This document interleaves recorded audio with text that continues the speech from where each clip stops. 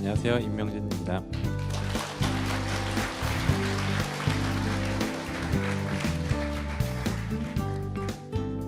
네, 이어서 지금 말씀드리려고 하는 것에 가장 이제 중요한 핵심 단어를 말씀드리자면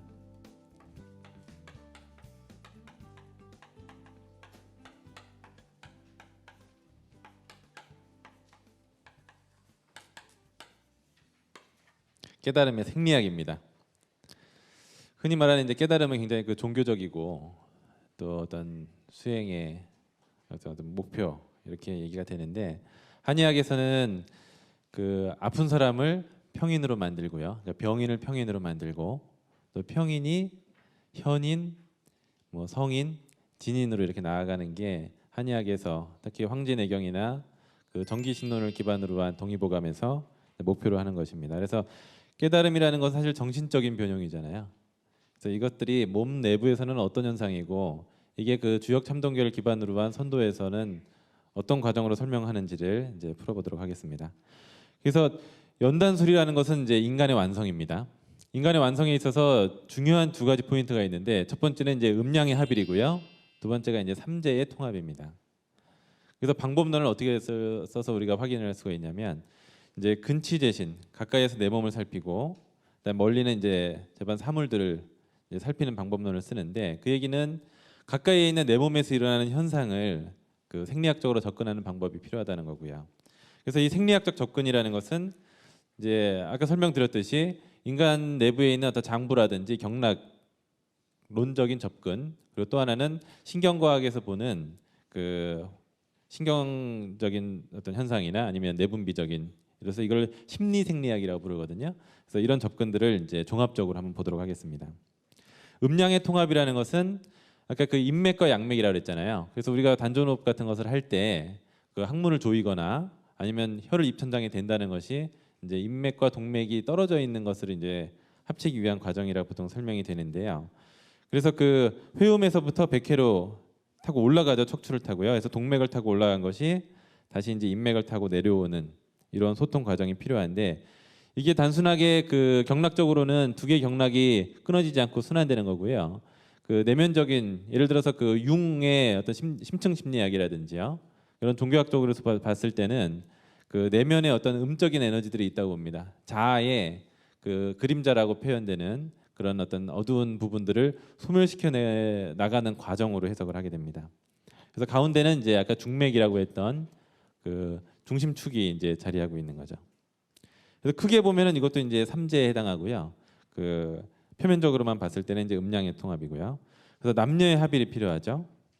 남녀의 합일이 정을 서로 나누면 이제 아이가 생기는 거고요. 내 몸에서 정을 비축하면 또 내 안에서의 어떤 에너지들이 발생하는 거고요. 그래서 건곤교구다. 그래서 감리교구, 건곤교구가 선천의 건곤에서 이 중효들이죠. 중효가 이제 교합함으로써 감리계의 후천계가 된 것이 선천 후천으로 나눠지는 이제 교구를 설명한 것인데, 우리가 이제 앞에서 보면 이제 선후천 호흡이라고 지금 제목이 달려 있잖아요. 음양의 통합에서 음양이 분리된 것을 다시 선천으로 돌리는 과정이 내단 수련의 핵심인데요. 여기에 이제 호흡이라는 방법이 들어갑니다. 크게 보면 호흡과 의념인데요. 호흡이라는 것은 우리가 흔히 말하는 이제 폐호흡도 있지만 태식이라는 것들을 설명하죠. 태식은 이제 태아할 때 태자인데, 그래서 이제 탯줄을 이용한 호흡을 결국은 하는 거잖아요. 탯줄을 이용해서 거기서 이제 산소하고 영양분이 들어와서 이제 순환을 하고 다시 탯줄로 나가게 되는, 이때는 이제 폐호흡을 안 하게 되는 거고요. 그래서 성인이 된 이후에 태식을 하게 되면 이제 전신의 어떤 피부를 통해서 호흡을 할 수 있다라는 설명을 하기도 합니다.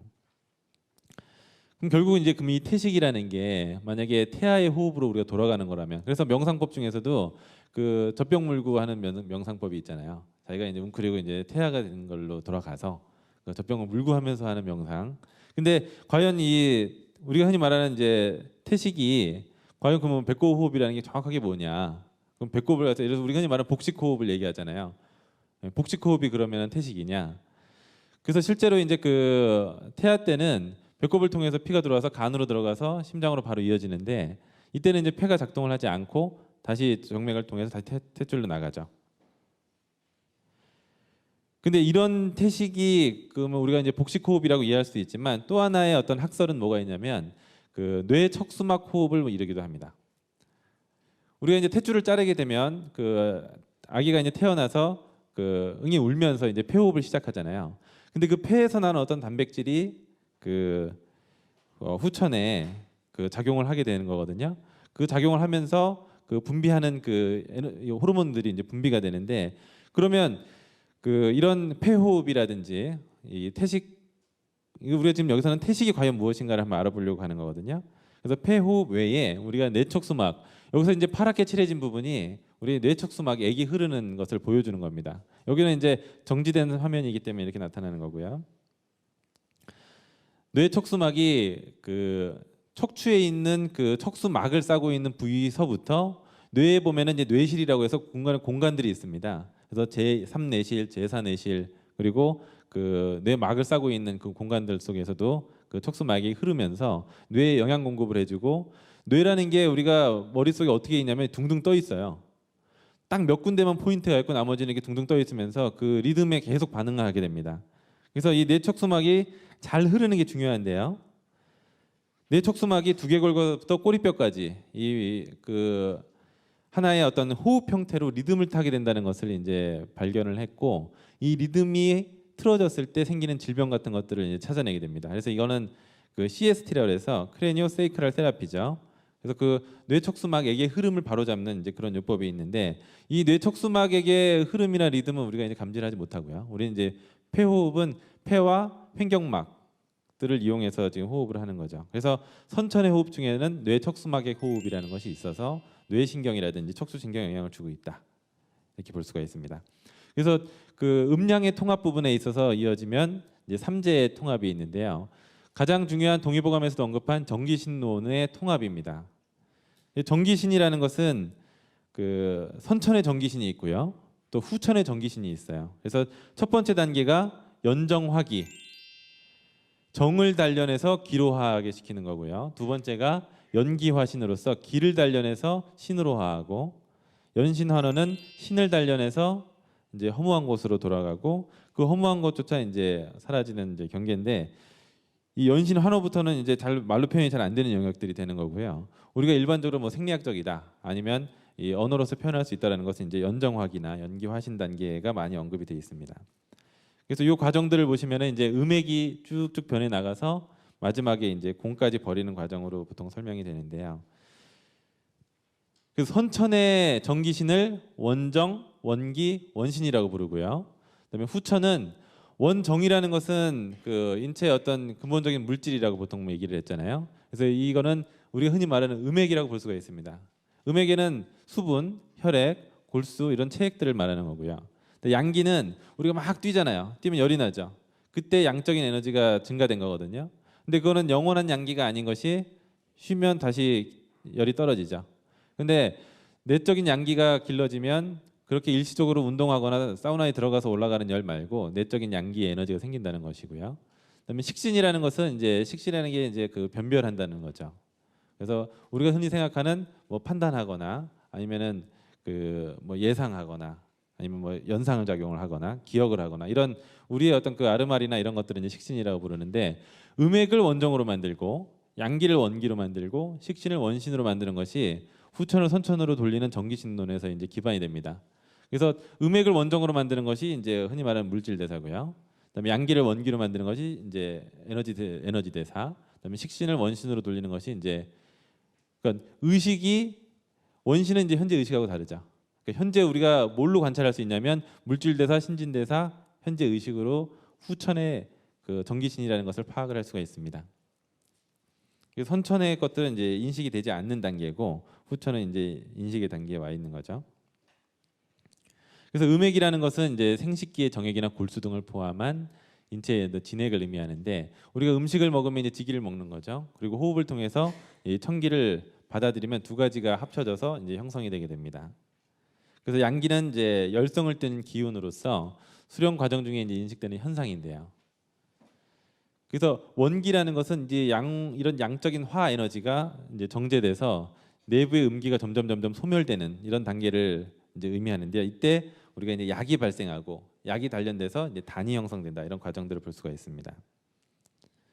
그래서 결국 이제 그 음액에서부터 그래서 원기까지 왔잖아요. 그럼 원기를 가지고 우리의 어떤 정신작용인 이제 식신에 변화를 주고 이때 이 강화된 식신이 이제 원신으로까지 가는 게 이제 연기화신의 단계입니다.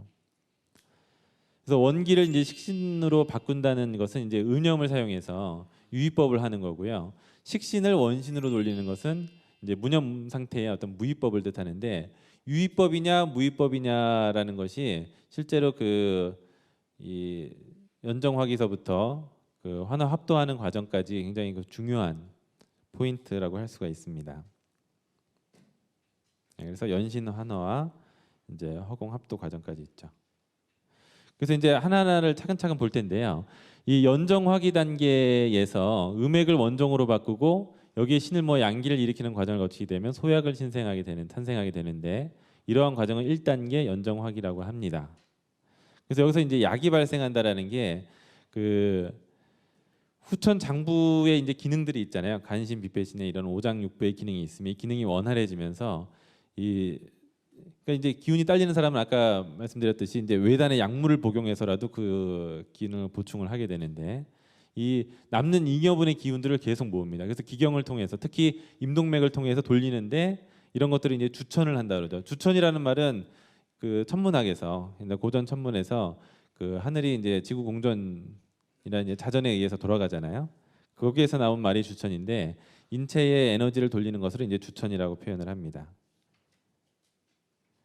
그래서 결국 목표는 처음에 부정모혈이라고 표현하는데 그 신이 생겼던 그 양정상박하고 똑같습니다. 정자와 난자가 만나서 그 만나는 그 시점. 그래서 그때의 어떤 순양지기를 이제 목표로 해서 그 단련하는 것들을 이제 소약이라고 보는 거고요.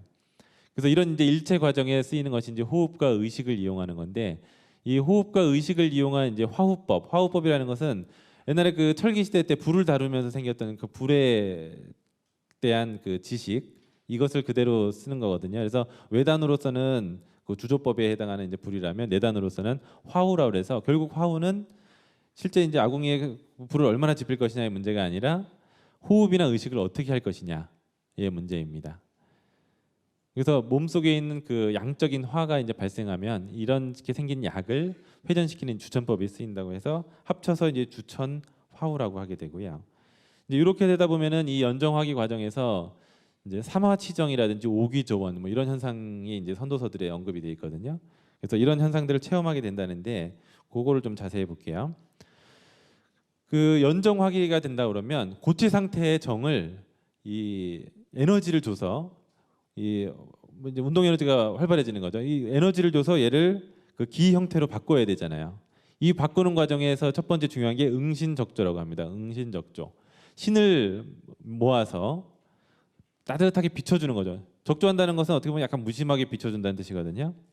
그래서 이때 대상이 되는 게 이제 규라고 하는 게 있습니다. 해명경에서도 규라고 설명을 하는데 이 위치상으로는 이제 아랫배 하단전에 그 있는 규를 비춰서 여기에서 그 신이 이제 피어오르게 하겠다. 그래서 기를 발생시키는 게 이제 목표인데 그 수련 중에서는 이제 이런 어떤 공간적인 실제 그 아랫배의 그런 현상을 우리가 느끼잖아요. 이게 이제 어떻게 보면은 우리의 감각이라는 것이 결국은 그 내면에서 느껴지든 아니면 외부에 있는 것을 받아들이든 결국 뇌에서 이제 재분석을 하게 됩니다. 그래서 우리가 감각화시키는 과정을 이제 생리학적으로는 이제 뇌의 현상으로 이제 해석을 하게 되고 그 경락적으로는 어떤 장부라든지 이제 척추신경을 이용해서 설명을 하게 됩니다. 그래서 공간의 감각이라는 것 이게 뇌의 그 PSPL이라는 것은 그 상우 두정엽이라고 그러는데요. 요 부분 있죠, 요 부분. 요 뒤통수보다 조금 위에 정수리보다 약간 뒷부분에 있는 뇌가 PSPL이라고 해서 포스테리어 스페리어 파리에탈 로브라 해가지고 이제 요 부분입니다. 요 부분이 우리 몸에서 이제 공간을 지각하게 돼요. 그래서 그런 그 뇌의 어떤 현상이 수련 중에 발생하는 어떤 현상과 연관이 있는지를 이제 하나씩 설명을 해드릴 건데요.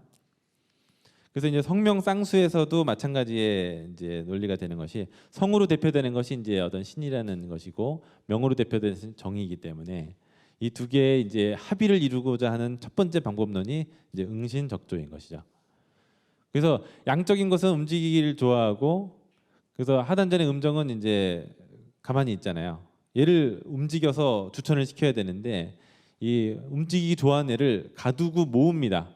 이 가두어 모은다는 것은 굉장히 그 의지의 작용이잖아요.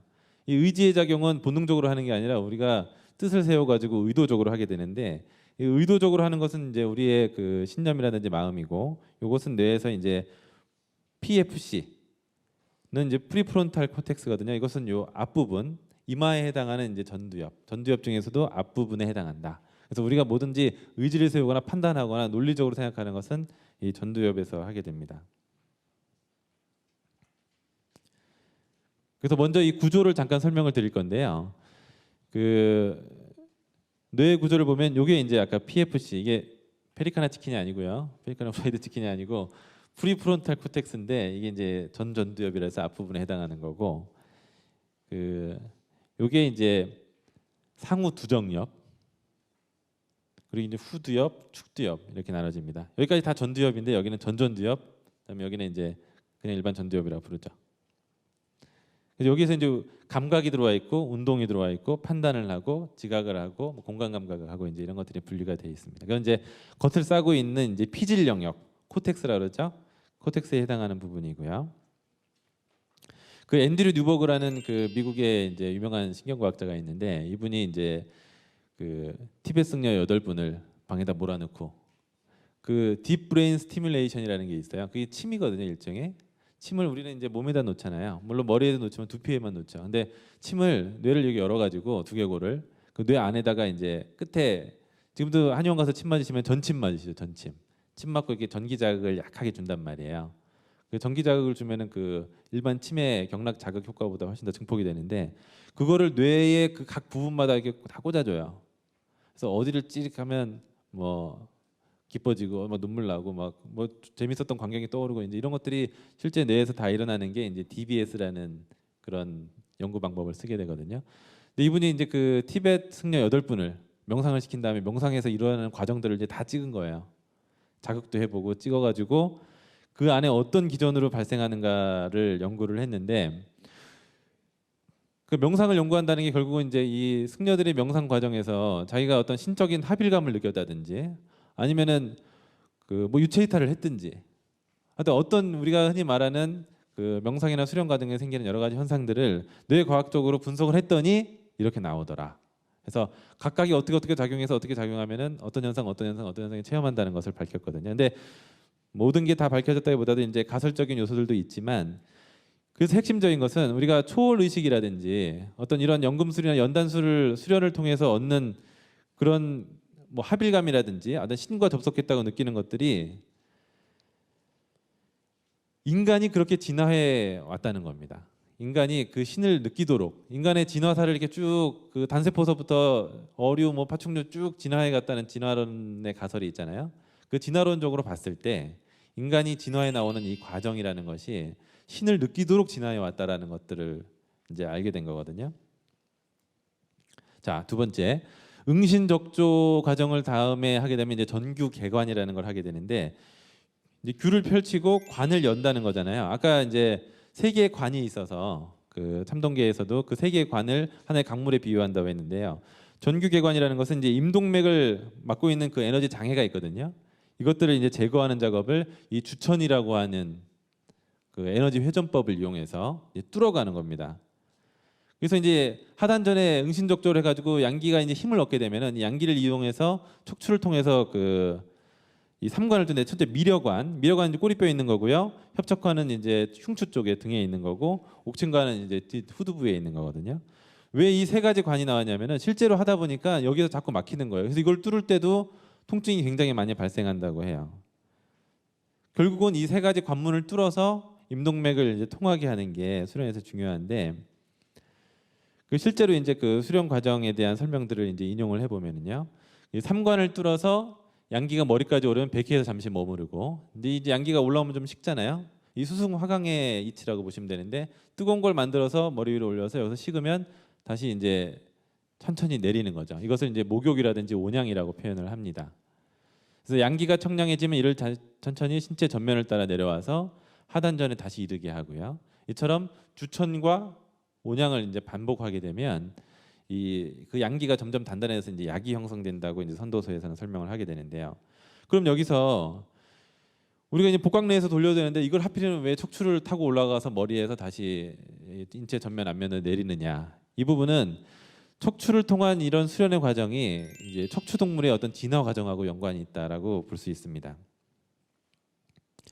닐 슈빈이라는 그 미국의 학자인데요. 이분이 이제 그 내 안의 물고기라는 이제 책을 썼는데 그 척추 동물의 시작이 이제 어류. 원래는 이제 다 물고기였죠. 물에서 살았다가 어느 순간 양서류가 되면서 이제 땅으로 육지로 나옵니다. 육지로 나왔다가 거기서 파충류로 진화를 하게 되고 파충류에서 포유류형 파충류가 있어요.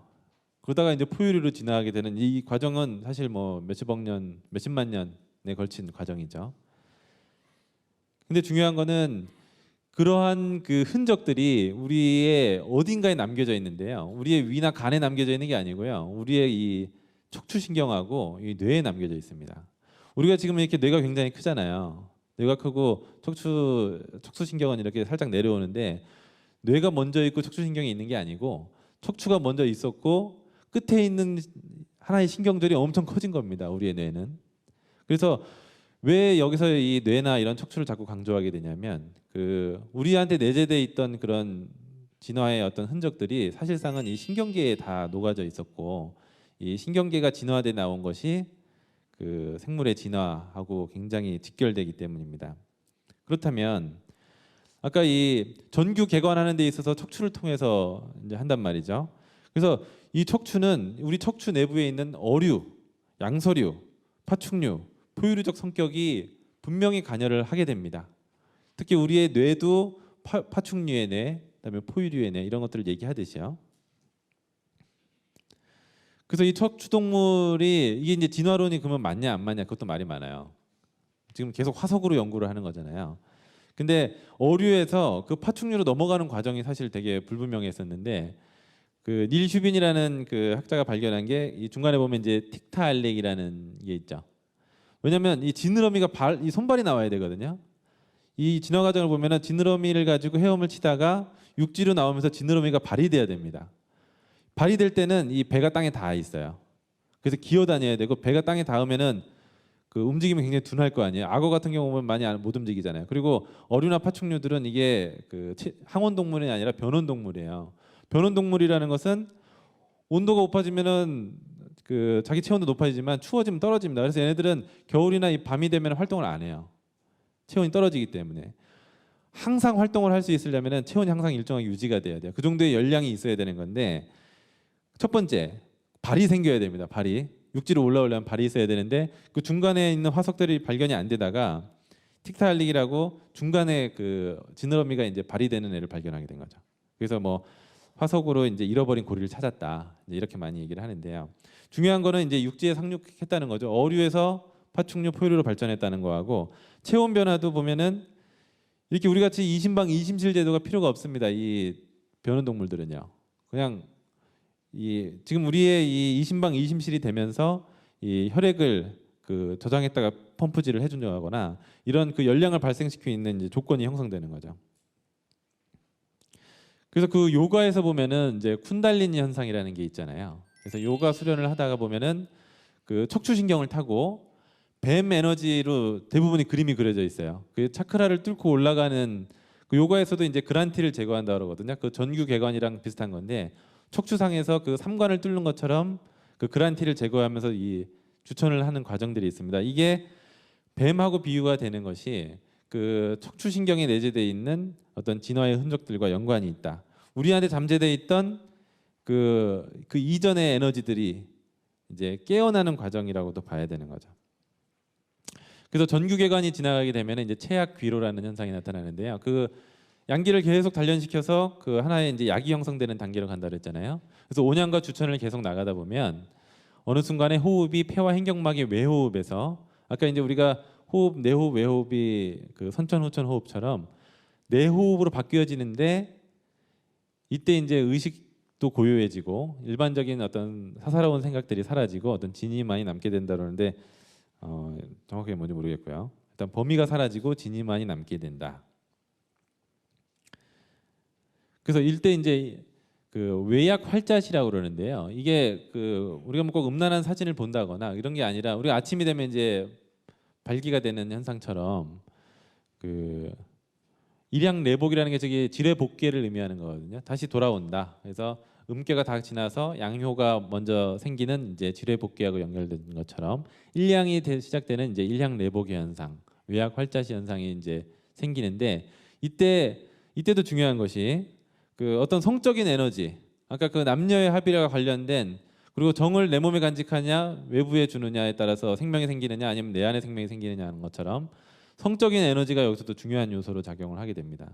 그러니까 우리한테 잠재되어 있었던 성적인 에너지가 이때 그 등장을 하게 되는데 이때 이제 어떤 의식의 힘을 이용해서 그 이 부분을 다시 하나의 어떤 주천과 같은 과정을 하게 되면 이제 쾌감과 같은 기의 에너지가 이제 단전으로 돌아온다 이렇게 표현을 하게 됩니다. 그래서 이것을 미려 안쪽으로, 그러니까 꼬리뼈 안쪽으로 놓으면 그 한의서에서도 보면은 동맥의 길이 세 가지가 있다 그래요. 척추 안을 바로 하는 게 있고 척추 외곽을 가는 게 있고 척추 내 쪽을 가는 게 있다고 합니다. 그래서 이런 부분들은 엄밀하게 말하면 이제 침구학적으로 밝혀지기는 사실은 어렵고요. 이런 그 내단이라든지 참동기와 관련된 어떤 선도 수련 과정에서 언급되는 내용들인데요. 결국은 이제 이런 수련 과정에 성적인 에너지와 연관된 어떤 그 몸의 쾌감이 발생하는데 이게 그 뇌의 현상으로 봤을 때는 이제 뇌의 어떤 보상 시스템하고 관계가 있다고 보죠. 보상 시스템이라는 것은 이게 이제 마약 중독과 같은 연관이 있는 거거든요. 우리가 이제 게임에 중독이 되거나 도박에 중독이 된다든지 마약에 중독이 됐을 때, 뭐 탄수화물 중독, 모든 중독이 이런 보상 시스템의 어떤 그 과정하고 관련이 있습니다. 우리 내부에서 어떤 행위를 하거나 아니면 어떤 외적인 자극이 들어왔을 때 거기에 이제 집착하거나 탐닉하는 현상이 생기는데 그게 뇌 쪽으로 이제 설명을 할 수가 있거든요.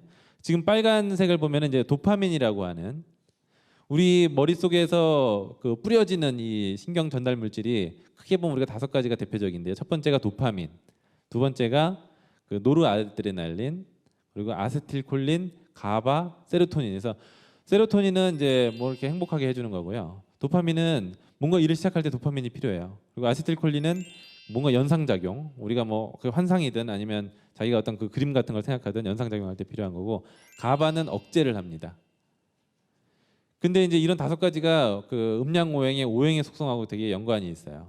우리가 오행이라는 것은 봄이 시작하고 여름이 되고 그다음에 가을이 돼서 또 겨울이 돌아오는 이 목화금수가 토의 중간에 이제 조절작용으로 된다고 하잖아요. 그래서 이 5가지 신경 전달 물질이 그 중에서 도파민은 이제 목에 해당하는 겁니다. 목. 추동하고 쾌감을 줘요. 이게 없으면 동기가 발생을 잘 하지 않는 거죠.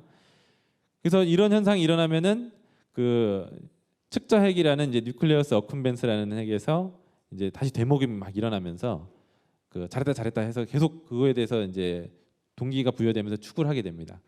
저게 너무 지나치게 되면 이제 중독이 되는 거고요. 실제로 그 이게 이제 그 약물 중독에 대한 얘기인데 코카인 같은 것들을 이제 이게 왼쪽에 보면 이제 일반 음식 먹었을 때고요. 음식 먹었을 때 도파민이 분비되는 정도. 근데 코카인이라는 약물을 흡입하게 되면은 저 도파민이 왕창 나오게 됩니다. 그러면서 이제 거기에 대한 그 쾌감 같은 것들에 인간이 이제 빠져들게 되는 거죠. 어쨌든 우리가 어떤 쾌감을 느낀다고 할 때 성적인 쾌감이 예를 들어 단순히 하지신경의 경련이다라고 보기는 어렵잖아요. 하지신경 경련한다고 누구나 다 쾌감을 얻는 게 아니고요.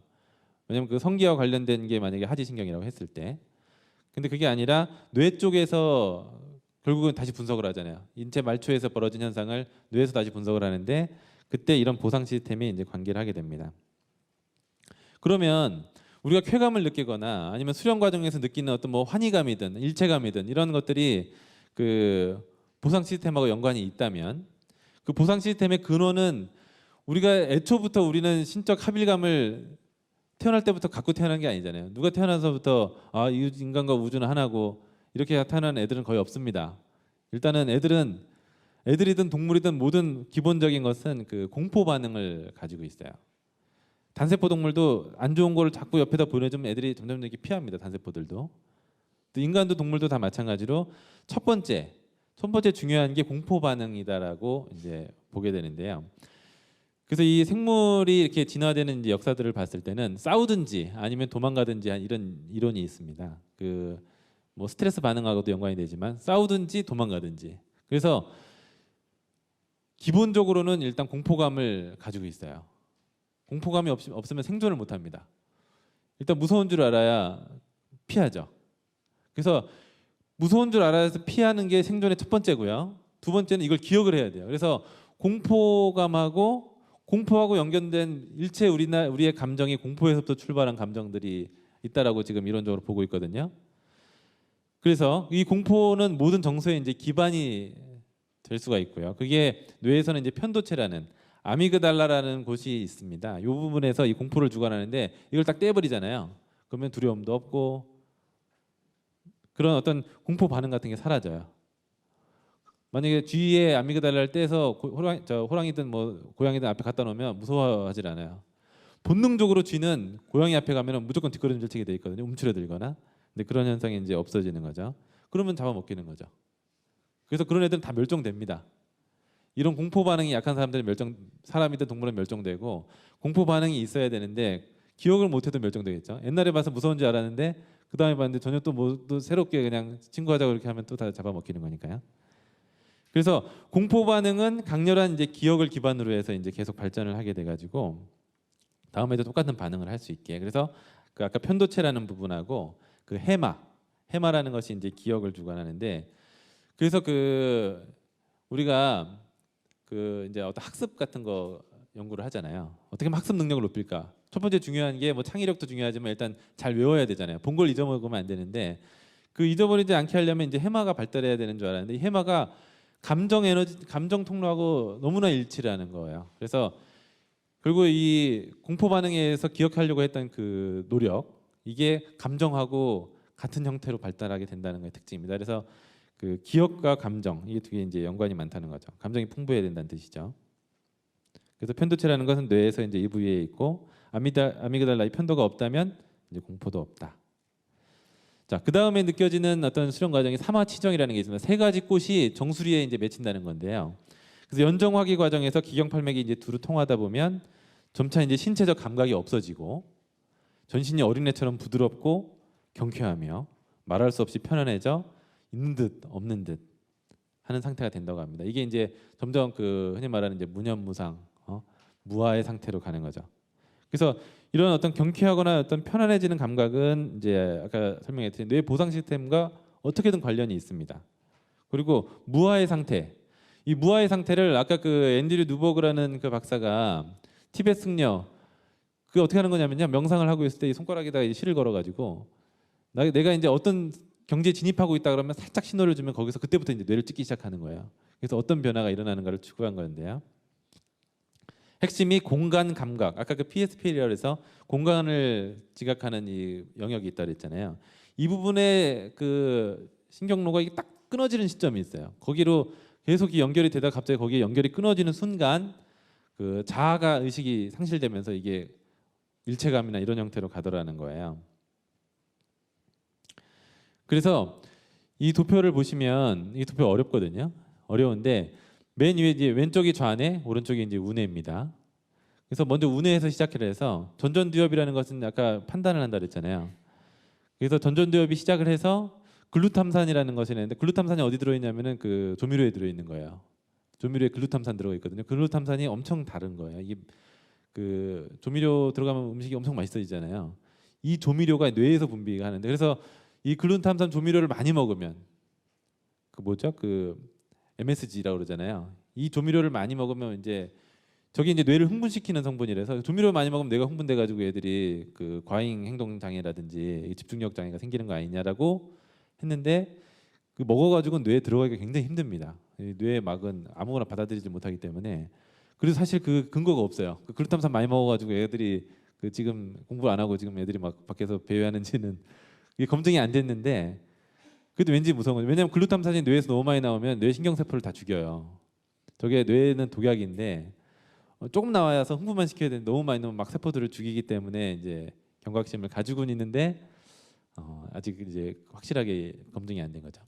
그래서 우리가 이제 수행을 하겠다, 명상을 하겠다 딱 시작을 하면 글루탐산이 막 나와요, 뇌에서. 너무 많이 나오면 안 되잖아요. 너무 많이 나오면 안 되기 때문에 저게 NAAG라는 글루탐산이 많아지면 뇌세포를 죽이게 되니까 이를 억제하는 게 NAAG가 되거든요. 얘가 글루탐산을 확 가지고 있어요. 가지고 있으면서 글루탐산 작용을 못하게 하는데 이게 일종의 환각 물질입니다. 우리가 약간 환각 쪽으로 가지 않으면은 계속 깨어가지고 그 명상만 하게 되면 나중에 이 글루탐산이 뇌를 막 나를 죽이는 현상이기 때문에 이걸 막 바꿔줘요.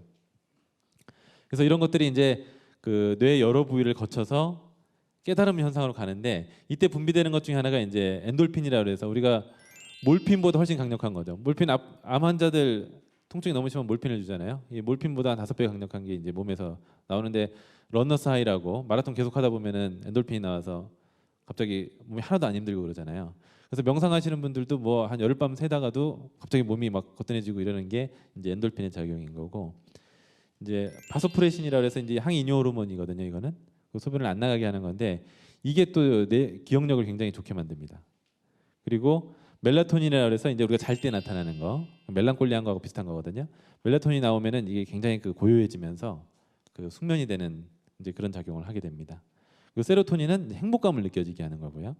그다음에 DMT라는 것은 디메틸 트립타민인데 이것도 이제 일종의 마약 같은 거죠. 그 환상을 보게 만드는 거예요. 이 과정들을 쭉 거치면서 그 과황분 과학제라는 것은 그 시상하부라는 우리의 어떤 본능을 자극하는 그 주관하는 어떤 그 뇌 부위에서 처음부터 우리 갑자기 뭐 깨달음을 얻거나 환희를 느껴지는 게 아니라 그 처음엔 계속 억제 상태에 들어가 있습니다. 첫 번째는 근데 그 글루탐산에 의해서 시상의 그물핵이라고 있죠. 저 파란색 중간에 보면은요. 시상 그물핵이 일단 공간감을 차단시켜요.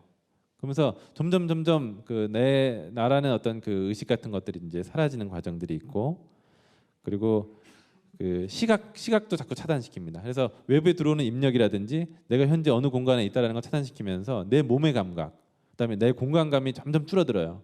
그 공간감이 줄어들다가 딱 끝나는 순간 갑자기 거기서 자아의 일체감이 우주와 내가 하나가 됐다는 느낌으로 가는 겁니다.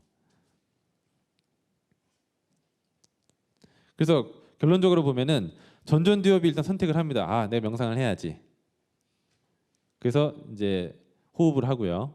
그다음에 그 하단전에 응신적조를 해가지고 전규궤관을 통해서 이제 회전을 시키는데 이때 시상그물액이라는 그 억제 신호를 보내주는 데를 자극을 하게 되면 이게 LGB라는 건 시각을 억제하는 거거든요. 그러니까 시각을 차단시켜서 외부에 들어오는 감각을 차단하고, 그다음에 왼쪽 시각을 통해서 들어오는 공간감, 그리고 오른쪽 몸에 작용하는 어떤 몸의 정보를 다 사라지게 만듭니다. 이때 자아감이 상실되는 게 그 아까 그 무아의 상태, 있는 듯 없는 듯하고 이 삼화치정을 하게 되는 이 과정에서 느껴지는 것들을 하게 되는데, 이때 이제 시공이 초월을 되면서 여기서 이제 평소에 자기가 믿고 있던 누군가를 만난다든지 이제 이런 현상들도 발생하더라. 그리고 최근에 그 이스라엘의 어떤 그 학자가 발표한 것 중에서는 모세의 10계명도 그 이스라엘 지역에서 자라는 어떤 그 환각 물질이 있어요. 그걸 차로 마시면은 비슷한 현상을 체험한대요. 그래가지고 모세 10계명에서 그래서 엄청나게 공격을 받고 있죠. 자, 어쨌든 연정 화기관 단계가 이제 지나가게 되면은 연기 화신으로 넘어가는데, 그 연기 화신이 시기가 되면 이제 양광 사면이라는 현상이 나타납니다. 이 빛을 보는 건데요. 빛을 보는 거를 이제 3번 나타난다고 하는 거거든요. 그래서 이 빛이 나타난다는 현상을 이 선도서에서는 어떻게 설명을 하냐면 몸의 음기가 소멸돼서 이 양화되는 현상으로 이제 설명을 하고요. 특히 여기서 중요한 게 아까 그 약이 형성된 것들이 그 2단계로 가면 이제 대약이 소약이 이제 대약이 된다고 그래서요. 이때는 이제 유유에서 무유로 진행이 돼야 된다고 표현을 해요. 그래서 인위적으로 이걸 돌린다든지 어떤 의념을 집중하는 게 아니라 완전 이제 무상으로 들어가는데, 이 빛을 보는 현상이 그 최근에 어떻게 연구되고 있냐면요. 우리가 그 렘 의식이라는 게 래피드 아이 무브먼트거든요. 우리가 그 수면을 보면은 그냥 처음에 이제 수면을 총 이제 5단계로 나눠 가지고요. 처음에 이제 눈을 감고 자잖아요. 그러다가 3단계, 4단계 지나면서 이제 렘 단계로 들어가는데, 렘이라는 게 래피드 아이 무브먼트니까 빠르게 눈을 움직인다는 거잖아요. 그 잘 때 이렇게 막 눈을 움직여요. 이렇게 눈을 움직이는 이유는 우리가 잠을 자지만 시각적으로 뭔가를 하고 있기 때문에 그래요. 그래서 이 렘 수면기에 들어가면 이때 굉장히 꿈을 많이 꾸게 됩니다. 그런 거를 하루에 몇 번을 반복하는데 그 인간이 지금 10개월을 채워서 이제 태어나잖아요. 태어나는데 그 태아 때도 그렇고 태어나자마자 잠을 엄청 많이 자잖아요. 그 태아 신생아가 태어나가지고 그 잠을 자는 기간에 50%가 렘 수면입니다. 근데 나이가 점점 들면 들수록 20에서 25% 정도로 점점 줄어요. 그래서 이 렘 수면기가 수면도 렘이지만은 이게 깨어 있는 상태에서도 렘 의식기가 생길 수 있다라는 이제 이론이거든요. 그래서 렘 의식이라는 것은 이 전전두엽이 차단되는 상태입니다. 그래서 그 각종 연상작용, 우리가 꿈을 꾸다 보면은 여러 가지 연상이 일어나잖아요. 하지만 근데 거기서 논리적으로 생각은 잘 안 하거든요. 꿈에서는 대부분 감정적 반응이 많죠. 그래서 그게 차단되는 어떤 렘 상태, 그 렘 상태가 그 깨어 있는 상태에서도 발생하는데 그 전전두엽이 차단됐다는 것은 우리가 의도적으로 뭘 하거나 뭘 계획하거나 뭘 판단하는 걸 못 하는 거예요. 그래서 비정상적인 연상이 꿈에서 막 나타나도 별로 그렇게 이상하지 않아요. 그 판단을 안 하고 있기 때문에. 그런데 이런 게 그 무의를 통한 이제 지화나 지후라 그러죠. 화우를 우리가 이 불을 다루는 것을 불을 뜨겁게 데필래 약하게 할래 이거를 문화와 무화로 표현합니다. 그래서 문무를 겸비했다고 하잖아요. 문화는 약한 불이고 무화는 강한 불인데 세게 의념을 해야 될 때와 약하게 의념을 할 때를 나눈 건데요. 여기서 지화라는 건 아예 의념을 안 하는 겁니다. 첫 번째는 이제 양광일현이라고 해서 소약을 단련하다 보면은 소약이 이제 중맥을 뚫고 이제 지나가면서 두정부에 여기가 살짝 열리면서 이제 빗무리를 보게 되는 거고요. 양광이현은 이제 이런 소약으로 추천을 하다 보면 새하얀 빛이 이제 공간을 채우게 된답니다. 그래서 이것도 하나의 어떤 그 선천의 어떤 양기가 이제 드러날 때 현상으로 보는 거고요. 이 양광 이현 때 이제 지화를 해야 된다 그래요. 우리의 그 유념 유상이 아니라 무념 무상으로 들어가지 않으면 이제 더 이상 나갈 수가 없다라는 거고요. 양광 사면 세 번째까지 나타나는 게 이제 양광 사면의 총체적인 얘기인데 이렇게 되면 이제 후천 아까 그 연기 화신에서 후천 식신이 말라버려서 선천 원신에 의한 이제 스스로의 길을 무의의 형태로 찾아간다고 이제 선도서에서는 설명을 합니다. 그래서 그렇다면 이제 지금 양광 사면의 현상이 빛을 보게 되는 어떤 과정을 얘기했잖아요. 근데 이제 이게 그 현재 어떤 식으로 이것들을 해석을 하게 되냐면 렘 수면이라는 게 이제 래피드 아이 무브먼트잖아요. 그 애들 자는 걸 보면 애들이 눈을 막 움직일 때가 있습니다. 그래서 그때 애들이 렘 수면기에 있는 거고 그때 바로 깨우잖아요. 물론 이제 신생아들은 안 되고 어른들도 똑같이 렘 수면이 전체 수면 시간 중에서 20에서 25%가 있으니까 만약에 눈을 막 움직일 때 깨우면 그때는 꿈이 생생하게 기억이 남아요. 그런데 렘 수면기가 지나가지고 다시 여기 보면 스테이지 1, 2, 3, 4가 있죠. 다시 스테이지 1이나 2 단계로 내려가면은 그 렘 수면에서 다시 뭐라 했죠? 깊은 수면에서 다시 올라오는 거거든요. 이때는 일어나도 자기가 꿈을 뭘 꿨는지 기억이 안 나요. 그래서 보통은 그래서 이제 이 꿈을 연구할 때 그 래피드 아이 무브먼트가 일어날 때 깨웁니다. 깨워가지고 현재 꿈이 무슨 꿈이었는지 이런 것들을 이제 기술하게 만드는 거죠.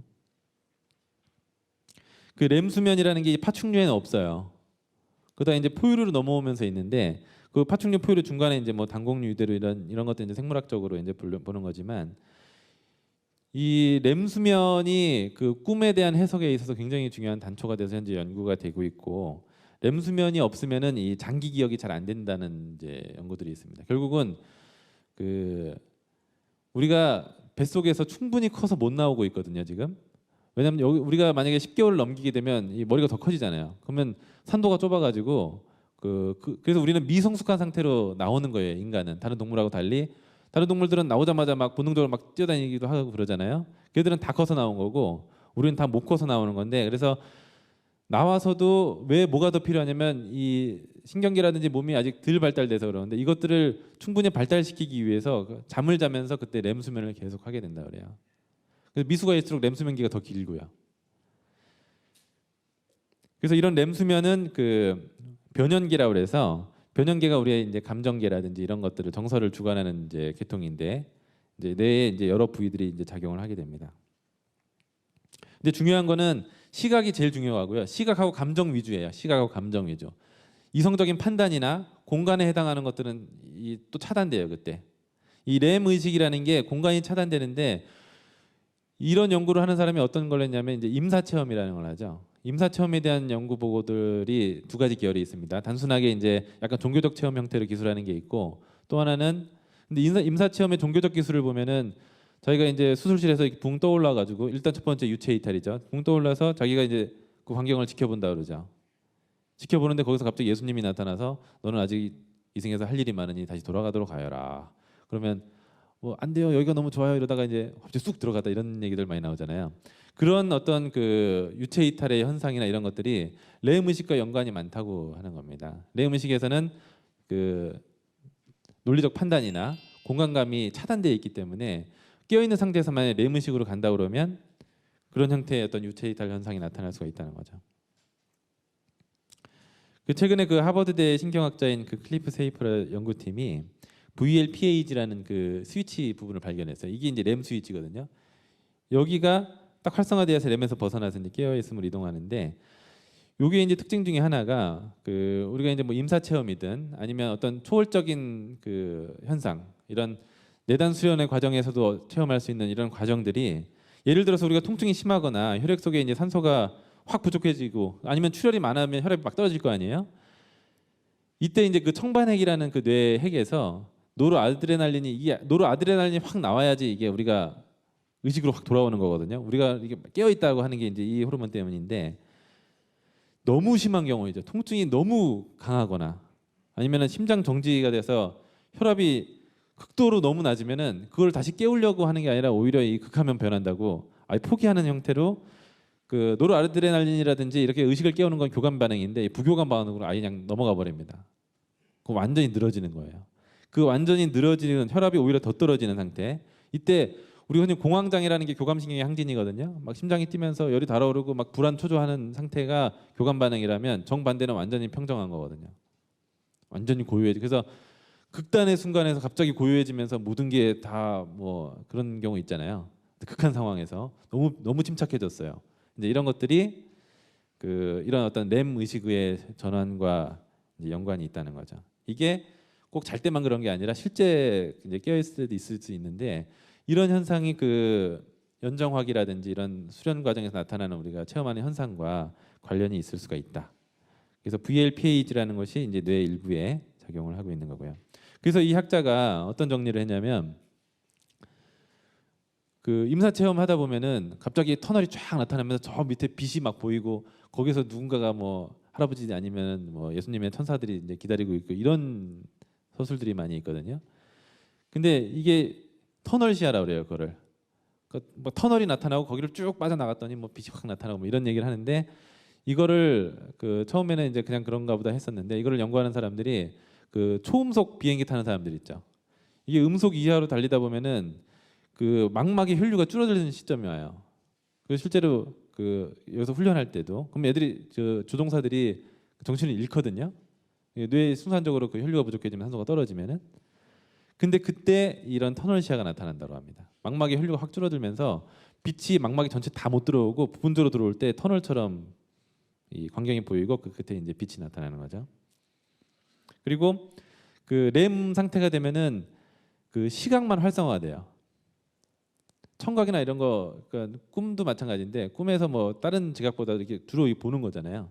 그래서 시각이 활성화돼서 그 이전에 들어왔던 빛하고 내적으로 그 시각만 활성화됐을 때 생기는 어떤 빛이라고 설명을 많이 하고요. 그리고 렘 상태가 되면은 그 운동신경이 차단됩니다. 그러니까 논리적 사고, 공간감, 운동신경이 차단되고 감정, 시각 이런 게 활성화되는 형태가 되는데, 그 상태에 이제 렘 마비라고 표현을 하는 거고요. 신체 이탈 경험도 아까 그 공간을 주관하는 부위에 차단되면서 자아감이 사라지는 현상. 그리고 이제 감정하고 기억은 되게 살아 있거든요. 그래서 우리가 이제 죽기 직전에 갑자기 뭔가 필름이 확 지나가면서 어렸을 때부터 있었던 일들이 뭐 다 보인다 그러잖아요. 이제 그런 것들도 그 순간적으로 그 기억 체계에 있었던 그런 기억들이 일순간에 되살려지는, 그러니까 그게 이제 렘 상태의 현상이라고 보는 거예요. 그리고 어떤 환희감을 느낀다거나 뭐 이런 것들이 이제 보상 시스템과 연관이 있다는 겁니다. 그래서 이제 그 다음 단계에 이제 체험하는 게 이제 진종자라는 어떤 그 씨앗이 생기면은 이게 이제 몸의 어떤 감각기관들이 정화되는 과정이 나타난다고 하는데 결국은 또 감각기관의 정화예요. 우리의 신경계의 외부의 감각을 받아들이는 감각기관이고 이게 척추라든지 대뇌에서 이런 것들을 처리하게 되는데 감각기관의 정화 자체도 신경계통의 변화하고 연관이 있구나를 알 수 있고요. 마음장상이라는 것은 이제 말의 생식기를 얘기하는 건데 이제 남자든 여자든 정액을 생산하지 않거나 아니면 그 생리가 멈추는 현상 이런 것들이 성기능을 기반으로 했던 어떤 후천의 과정이 선천으로 돌려지는 그래서 이 내단 수련이 어떤 성적 에너지의 변형과 굉장히 밀접하다 볼 수 있습니다. 그래서 이제 연신한화 과정은 이제 도태를 형성하고 이제 양신을 출신하는 이제 이렇게 설명이 되는데 이 과정은 뭐 생리학적으로 해석하기 굉장히 힘들고요. 근데 이제 그 서양 연금술에서도 이러한 내용들에 대한 언급이 똑같이 많이 있거든요. 그래서 마지막에 어떤 선천의 그 도로 이제 다시 합쳐져 간다 하는 게 내단 수련의 이제 4단계에 해당하는 거고요. 이런 4단계가 우리가 수련을 통해서나 아니면 어떤 생리학적인 해석을 할 수 있다는 것을 알 수가 있습니다. 그래서 그 책에 보면 제가 그 해제 부분에서 이 동서양의 수행 체계의 연관성을 언급을 했는데요. 아까 말씀드렸던 선도의 4단계, 뭐 소주천이라든지 뭐 연기화신 단계, 연신환어, 허공합도하는 과정하고 또 외단에서 물질을 만드는 과정, 그리고 서양 연금술의 과정, 그다음에 분석 심리학적 과정들이 그 서로 상통하는 부분이 있다라는 걸 언급한 거고요. 마지막으로 지난 시간에도 잠깐 얘기를 했었는데 그 동서양에서의 어떤 수행 체계 연관성적인 측면에서 이게 임산부가 지금 화후를 중단한 거거든요. 그래서 불을 지피는 것들이 우리가 주천 화후라 그래서 아까 그 에너지를 돌리는 건데요. 이것들을 멈추는 단계가 언제 오냐면 이제 몸에 어떤 도태가 형성되는 시점에서 유의적인 화후를 멈춰야 되는 단계를 이제 지화라고 했는데 이 그림이 그런 것과 연관이 있지 않겠느냐는 이거는 이제 제 가설이고요. 그래서 전체적인 그림에서는 이제 이런 서양 연금술과의 연관성인데요. 오늘 강의에서의 이제 핵심적인 내용은 이 동양 선도 연단술 과정에 있어서 이게 우리의 경락이라든지 장부, 그다음에 이제 뇌 신경과학적인 측면에서는 어떻게 이해할 수 있는가를 대략 살펴보았습니다. 그래서 오늘 강의는 여기까지 마치고요. 다음에 기회에 또 뵙도록 하겠습니다. 감사합니다.